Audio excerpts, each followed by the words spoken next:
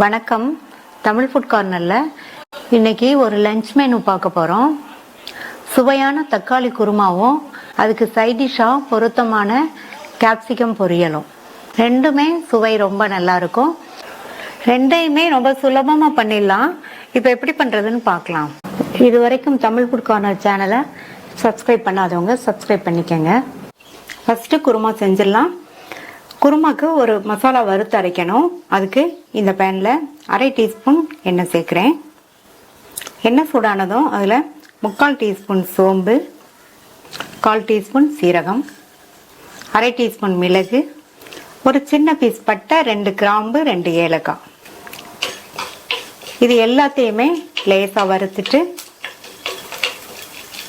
இது கூட 2 table spoon பொட்டுக்கடலையும் 3 table spoon தேங்காய் துருவலும் சேர்த்து எல்லாத்தையுமே 2 நிமிஷத்துக்கு வறுத்துக்கலாம்.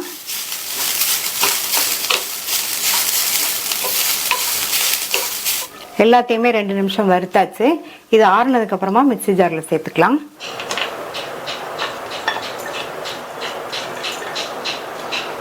இதில் தண்ணி எதுவும் சேர்க்காம 2-3 சுத்தி எடுத்துட்டு இப்போ இதில் 1/2 டம்ளர் தண்ணி சேர்த்து நல்லா நைஸ் விழுதாக அரைச்சிக்கலாம்.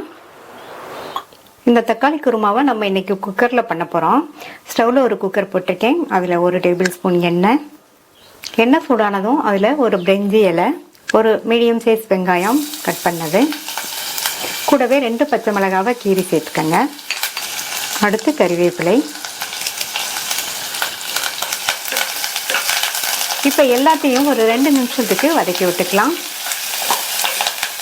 இப்போ 2 நிமிஷம் ஆச்சு. நம்ம சேர்த்த வெங்காயத்தோட கலர் லைட்டாக சேஞ்ச் ஆகிருக்கு.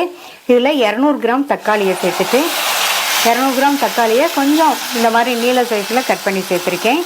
இந்த மாதிரி இது கூட கொஞ்சமாக கல் உப்பும் 1/4 டீஸ்பூன் மஞ்சள் தூளும் சேர்த்துக்கோங்க.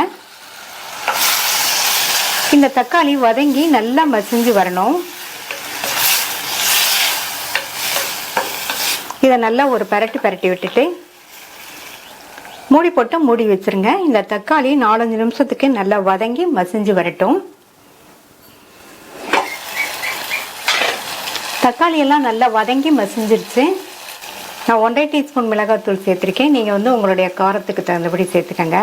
நம்ம ஆல்ரெடி இதில் பச்சை மிளகா, மிளகு, கிராம்பெல்லாம் சேர்த்துருக்கிறதுனால இந்த காரம் சரியாக இருக்கும்.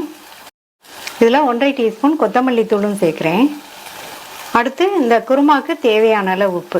தக்காளி வதங்கும் போது உப்பு சேர்த்துருக்கோம். இப்போ இந்த அளவு உப்பு சரியாக இருக்கும்.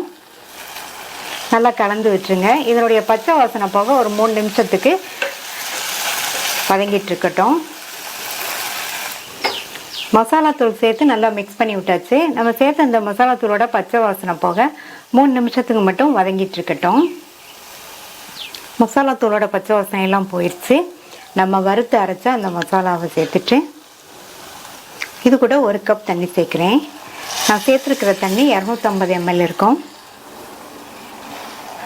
நல்லா மிக்ஸ் பண்ணி விட்டுறலாம். குருமா திக்காக இருக்கிறதுனால இன்னொரு 100 ml தண்ணி சேர்க்குறேன்.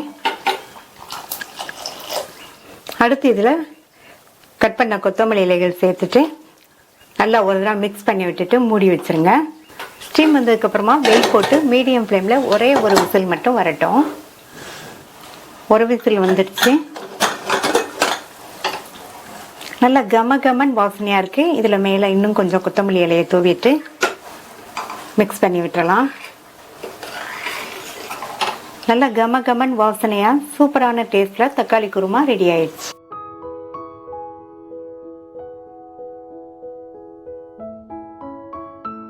அடுத்து கேப்சிகம் பொரியல் பண்ணலாம்.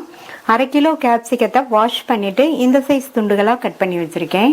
ரொம்ப பெருசாகவும் இல்லாமல் ரொம்ப குட்டியாகவும் இல்லாமல் இந்த சைஸ்க்கு கட் பண்ணிக்கோங்க. இந்த பொரியலில் சேர்க்குறதுக்கு ஒரு பொடி வறுத்து அரைக்கணும். அதுக்கு இந்த பேனில் 1/2 டீஸ்பூன் எண்ணெய் சேர்த்துருக்கேன். எண்ணெய் சூடானதும் இதில் 2 டேபிள் ஸ்பூன் உளுந்து, 1/2 டீஸ்பூன் சீரகம், கொஞ்சமாக 1/4 டீஸ்பூன் சோம்பு. இந்த சோம்பு நீங்கள் விருப்பப்பட்டால் சேர்த்துக்கங்க, இல்லைன்னா ஸ்கிப் பண்ணிடலாம். இப்போ எல்லாத்தையும் வறுத்துக்கலாம். நம்ம சேர்த்துருக்கிற பருப்பு லைட்டாக அதனுடைய கலர் மாறி வரணும். பருப்போட கலர் லைட்டாக சேஞ்ச் ஆகிருக்கு. இதில் 7-8 பல் பூண்டு, கொஞ்சமாக கறிவேப்பிலை இலைகள், இது ரெண்டையும் வறுத்துக்கலாம். இப்போ பார்த்தீங்கன்னா பருப்பெல்லாம் நல்லா பொன்னிறமாக வறுபட்டுருச்சு. நம்ம சேர்த்த பூண்டு கருவேப்பிலையும் ஓரளவு வறுபட்டுருக்கு. இதில் 3 டேபிள் ஸ்பூன் தேங்காய் துருவல் சேர்த்துட்டு இந்த தேங்காய் துருவலோட ஈரப்பதம் போக 1 நிமிஷத்துக்கு நல்லா வதக்கி விட்டுக்கங்க. வறுத்தாச்சு. இது ஆறுனதுக்கு அப்புறமா மிக்ஸி ஜாரில் சேர்த்துடலாம். இப்போ இதை தண்ணி எதுவும் சேர்க்காம லைட் கோர்ஸாக இருக்கிற மாதிரி அரைச்சிட்டு வந்துடலாம். அடுத்து இந்த பேனில் 3 டீஸ்பூன் எண்ணெய் சேர்த்து சூடானதுக்கு அப்புறமா 1/2 டீஸ்பூன் கடுகும் 1/4 டீஸ்பூன் போல் சீரகமும் சேர்த்துட்டு ரெண்டும் பொரிஞ்சதுக்கு அப்புறமா 1/4 கப் பொடியாக கட் பண்ண வெங்காயம் கூடவே கொஞ்சம் கருவேப்பிலையும் சேர்த்துட்டு லேசாக வதக்கி விட்டுக்கோங்க. வெங்காயத்தை லேசாக வதக்கிட்டு இது கூட கட் பண்ணி வச்ச கேப்சிகத்தை சேர்த்துக்கலாம். நம்ம சேர்த்த கேப்சிகமும் வெங்காயமும் ரெண்டும் ஒன்றா சேர்ந்து வதங்கி வரட்டும். இப்போ இதை 2 நிமிஷத்துக்கு நல்லா வதக்கி விட்டுக்கோங்க. 2 நிமிஷம் வதக்கினதுக்கு அப்புறமா இது கூட 1/4 டீஸ்பூன் மஞ்சள் தூளும் 1 டீஸ்பூன் மிளகாத்தூளும் சேர்க்குறேன். மிளகாத்தூள் உங்களுடைய காரத்துக்கு தகுந்தபடி நீங்கள் சேர்த்துக்கங்க. அடுத்து இதுக்கு தேவையான அளவு உப்பையும் சேர்த்துட்டு நல்லா ஒரு தடவை கலந்து விட்டுட்டு மூடி வச்சிடலாம். மூடி போட்டு மீடியம் ஃப்ளேமில் 2 நிமிஷம் வேகட்டும். வெந்துட்டு இருக்கும்போது ஓப்பன் பண்ணி பார்த்து கிண்டி விட்டுக்கங்க. இதுக்கு நம்ம தண்ணி எதுவும் தெளிக்க வேண்டியதில்லை. கேப்சிகத்திலிருந்து தண்ணி வெளியில் வரும்.